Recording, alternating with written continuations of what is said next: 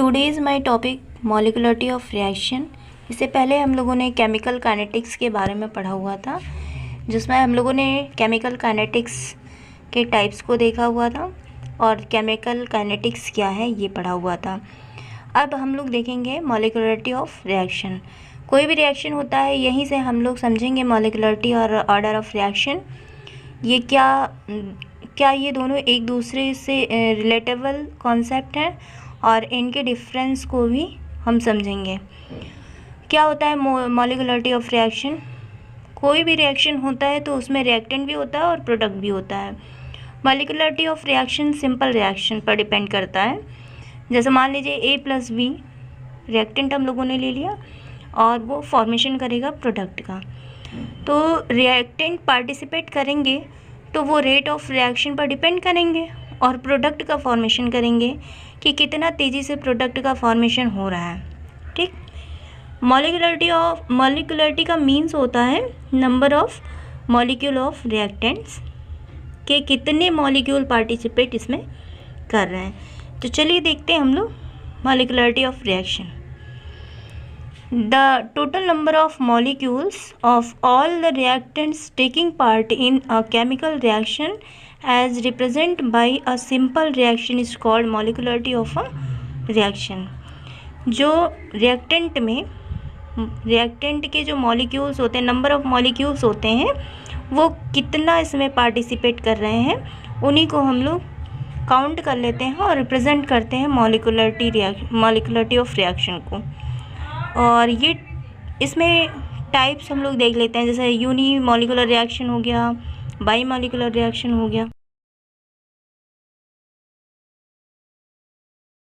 मॉलिक्युलरिटी of reaction का the number of reacting species atom ions और molecules, मतलब reacting species जो है, चाहे वो एटम हो, चाहे आयन हो और या फिर मॉलिक्यूल हो, उनके नंबर्स को हम लोग काउंट करते हैं इसमें। ठीक है, which collide simultaneously to bring about a chemical reaction. Simultaneously मतलब क्या होता है कि एक ही जगह पर एक ही रिएक्शन होनी चाहिए। ठीक है, अकॉर्डिंग टू कॉलिजन थ्योरी, मतलब कॉलिजन थ्योरी के अकॉर्डिंग एक ही जगह पर एक ही रिएक्शन एक ही टाइम पे होनी चाहिए। ठीक, चलिए देखते हैं हम लोग मॉलिक्युलरिटी कैसे निकालेंगे। ठीक है, तो फर्स्टली देखिए यूनिमॉलिक्यूलर रिएक्शन।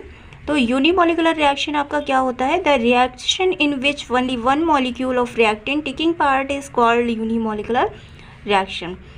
इसमें क्या होता है कि जो हम लोग रिएक्टेंट लेते हैं, ओनली वन मॉलिक्यूल्स होते हैं उसके जो रिएक्शन में पार्टिसिपेट करते हैं। तो यहाँ पे एग्जांपल के थ्रू हम लोग देखेंगे। एग्जांपल है आपका H2O।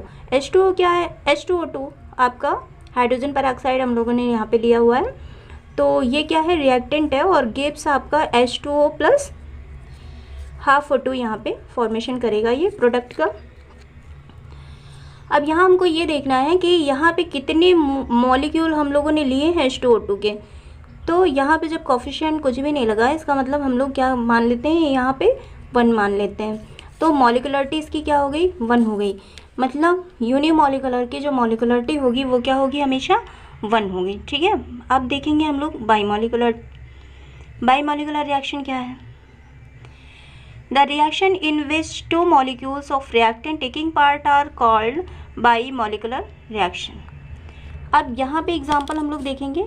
तो यहाँ पे एग्जांपल है आपका शुगर केन हम लोगों ने ले लिया और H2O से रिएक्ट करवा दिया। जो फॉर्मेशन हुआ प्रोडक्ट का वो क्या हुआ?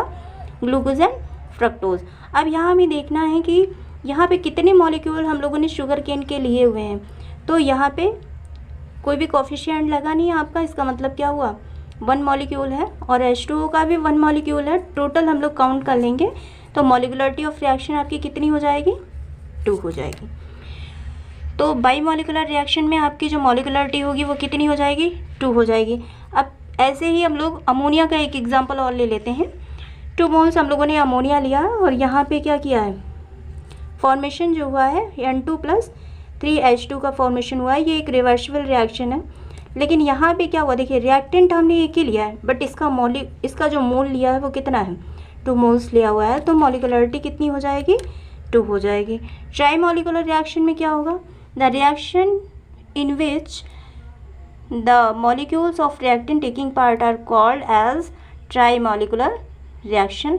इसमें हम लोगों ने NO के 2 मोल्स लिए हैं और O2 के 1 मोल लिए हुए हैं, और जो फॉर्मेशन हुआ है प्रोडक्ट का वो कितना हुआ है आपका 2NO2। ठीक है, तो हमें प्रोडक्ट से कोई मतलब नहीं रखना है, हमको सिर्फ किससे मतलब रखना है, यहाँ पे रिएक्टेंट से मतलब रखना है। तो 2 मोल आपका NO हो गया, 1 मोल आपका O2 हो गया, तो टोटल नंबर ऑफ मॉलिक्यूल्स कितने हुए आपके 3 हो गए। तो मॉलिकुलरिटी इसकी क्या हो गई 3 हो गई। अब ट्राई मॉलिकुलर रिएक्शन की जो मॉलिकुलरिटी हुई वो 3 हो गई, बाई मॉलिकुलर की जो मॉलिकुलरिटी हुई वो कितनी हो गई 2 हो गई, और यूनिमॉलिकुलर की जो मॉलिकुलरिटी हुई वो कितनी हो गई 1 हो गई। नेक्स्ट टाइम अब हम लोग नेक्स्ट वीडियो में देखेंगे nth नंबर ऑफ मॉलिक्यूल्स। ठीक है, और इसको देखने के लिए आप चैनल को लाइक एंड सब्सक्राइब करिएगा, पसंद आए तो आप लाइक भी करिएगा। Okay, thank you so much.